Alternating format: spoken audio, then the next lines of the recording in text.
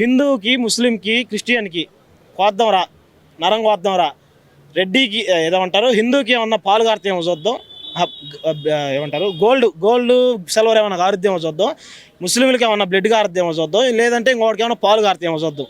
ముగ్గుల్లో ప్రవహించేది అదే రక్తం. రేపు నీకు బాగలేదు, నువ్వు హాస్పిటల్లో ఉన్నా, నీకు బ్లడ్ కావాలంటే ఇవ్వాల్సింది ఎవడో సాటి మనిషేనా కాదా? అప్పుడు వాడు దేవుడు అవుతాడు. కులఘర్షణలు మాకే లేవు, మీకెందుకు?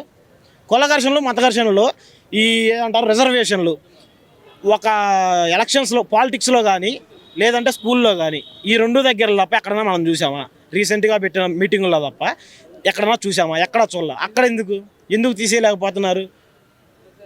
ఇప్పుడు అదే ఈ 100% స్ట్రైక్ రేటు కూటమి ప్రభుత్వంకే ఉంది, ఇంతకుముందు లేదనుకుందాం.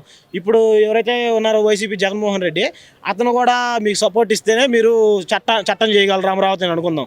ఇప్పుడు మీకు 164 సీట్స్ ఉన్నాయి, సింగిల్గా వెళ్ళిపోవచ్చు, సింగిల్గా చట్టం చేయొచ్చు. ఎందుకు చేయలేకపోతున్నారు అమరావతిని? ఇప్పుడు సింగిల్గా మీకు ఉంది కాబట్టి సింగిల్గా చట్టం చేస్తే రేపు జగన్మోహన్ రెడ్డి వచ్చినప్పుడు దాన్ని కదిలేడు కదా, కదిలేడు, మీరు చట్టం చేస్తే ఎందుకు చేయలేకపోతున్నారు?